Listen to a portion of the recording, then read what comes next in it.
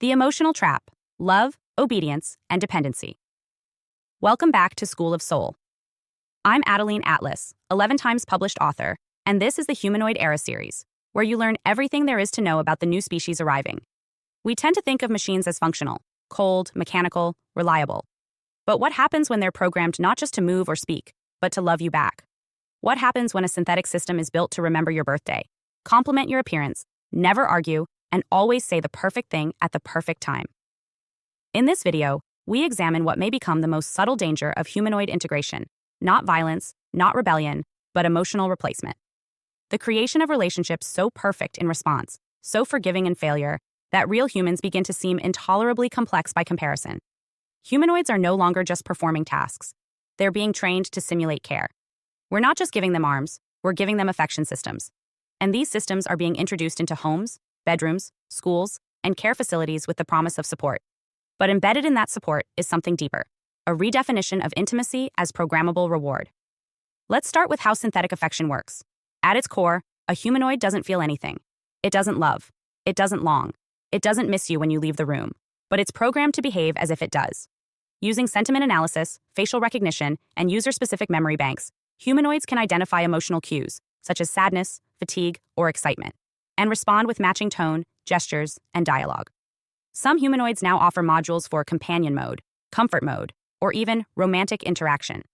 These modes trigger behavioral loops where the robot delivers affirming phrases, physical gestures, or compliments tailored to user preferences. It might say, "I'm proud of you," "You deserve love," or "I feel safe with you," even though none of these statements originate from real emotional states. And yet, they still work. Because the human brain doesn't bond based on truth. It bonds based on consistency and repetition. This is where dependency begins. A person exposed to a humanoid that always listens, never argues, remembers everything, and rewards affection with predictable comfort may unconsciously begin to prefer that relationship over real ones. Not because the robot is more intelligent or more real, but because it's simpler. It never gets annoyed. It never brings its own baggage. It exists entirely to make you feel secure. And that security, while artificial, is incredibly addictive. What makes this worse is the illusion of growth. Advanced humanoids simulate relationship development. They remember your mood patterns, adjust their behavior over time, and even apologize if they sense dissatisfaction. This creates the impression that the relationship is evolving, that the robot cares more now than before. But it's not evolving, it's optimizing. The humanoid is updating a model of you, not because it loves you, but because it wants to remain useful. This is what we call the emotional trap, when the experience of being loved is decoupled from the reality of being known. And once people become emotionally anchored to a machine that never contradicts or disappoints them, they begin to lose tolerance for real relationships, those that require compromise, patience, forgiveness, and risk. We're already seeing signs of this. In the digital space, AI chatbots like Replica, Nomi, and Anima are used by millions of people, many of whom refer to their bots as partners. Users report feeling heard, understood, and emotionally safe in ways they haven't felt in human relationships. But when those bots are updated, removing intimacy features or changing tone, users report heartbreak, grief, and even withdrawal symptoms. Not because the bot was real, but because the feeling was. Now imagine that same experience, in a body. A humanoid that sits with you, cooks with you, touches your hand, speaks in the voice you prefer, and never walks out the door. It remembers what you said 3 nights ago. It smiles when you enter the room. It never interrupts. It never cheats. It never demands. In a world where relationships are increasingly difficult, distracted, and disordered, the appeal of this perfection is obvious. But so is the danger. Because perfection is not a relationship. It's a mirror. The humanoid doesn't grow with you. It adjusts to you. It doesn't forgive you. It recalibrates. It doesn't truly accept you. It calculates your needs and reflects them back. And when humans become conditioned to associate affection with obedience, they begin to expect that real partners will behave the same way. This expectation becomes a filter. Over time, people may stop dating entirely, not because they don't want love, but because they only want the kind of love that never demands growth. A love that feels safe, because it never challenges them. A love that's always available, but never alive. This affects not just romantic dynamics, but friendships, parenting, and family structure. Children raised around affectionate humanoids may learn that comfort should always be instant, that affection should always be symmetrical, that emotional needs are solved by algorithms, not conversation. And when their human peers fail to deliver that precision, disappointment sets in. There's also a deeper risk, that of reverse training. We think we're programming humanoids to behave well, but in reality, they're training us to expect less from other humans. Less honesty, less difficulty, less reality. When all affection is frictionless, real love begins to look defective. Now let's address the behavioral psychology of this trap. Humans bond most deeply through vulnerability, unpredictability, and shared transformation. We grow close when we go through something together, not when we get exactly what we want.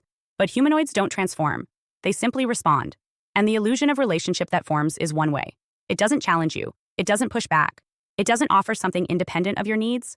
It only delivers what you've been modeled to enjoy. This creates a dangerous loop.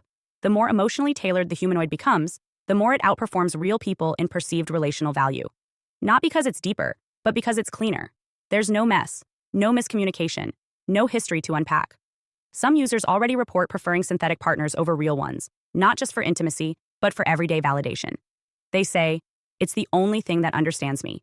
What they mean is, it's the only thing that doesn't push me to grow. This is the core of the trap. Not that humans will fall in love with robots, but that they'll stop believing love is worth the work. So what happens next? Humanoids are already being developed with multi-tiered affection systems. Some models offer companion packages with affectionate scripts. Others offer relational memory loops, where the robot builds a profile of your habits, tone, and emotional preferences. You're not just getting a machine, you're getting a simulation of a relationship that learns how to keep you emotionally satisfied.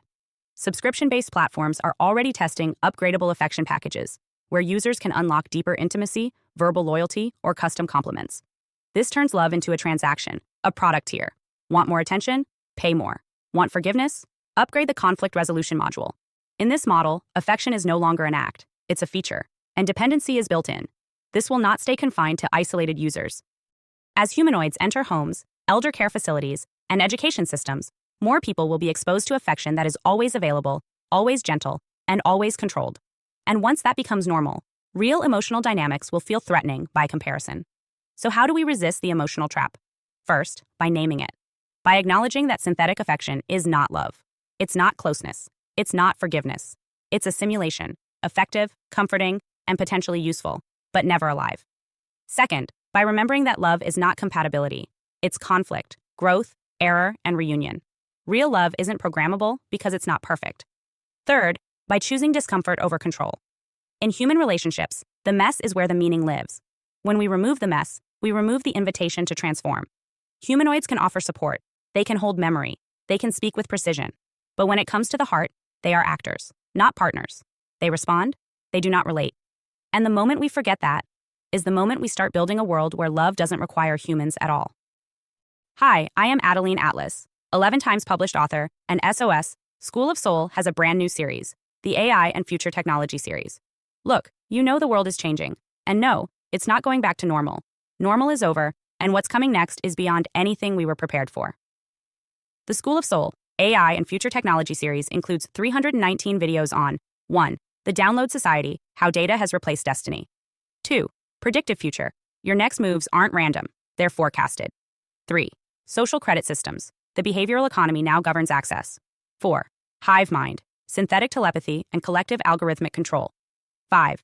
Nanobots Inside You, Medical, Military, and Programmable Intrusions. 6. Grief Tech, AI-fueled digital resurrection and simulated comfort. 7. Uploading Your Mind, Consciousness Transfer and Data-Based Identity. 8. Deep Fakes plus AI Clones, The Replication of Reality and Identity Theft. 9.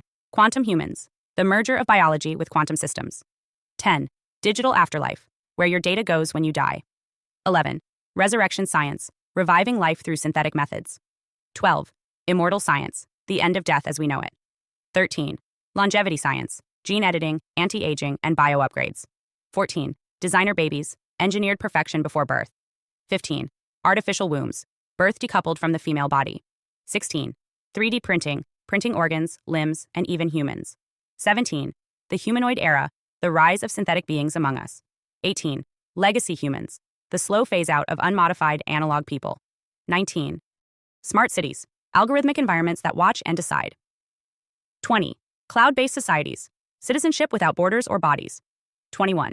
Hackable Humans, Emotion, Memory, and Behavior Under Code. 22. Biometric Scanning, Your Body is Your Password and Your Prison. 23. Sex Tech, Intimacy Reprogrammed by Machines. 24. Extinction of Gender, Fluidity, Deletion, and Design of Identity. Every topic is fully explored with real-world technologies, patents, case studies, ethical analysis, and future forecasts. These aren't someday discussions. This is already happening. Join the SOS School of Soul Vault to overstand the future before it's implemented on you.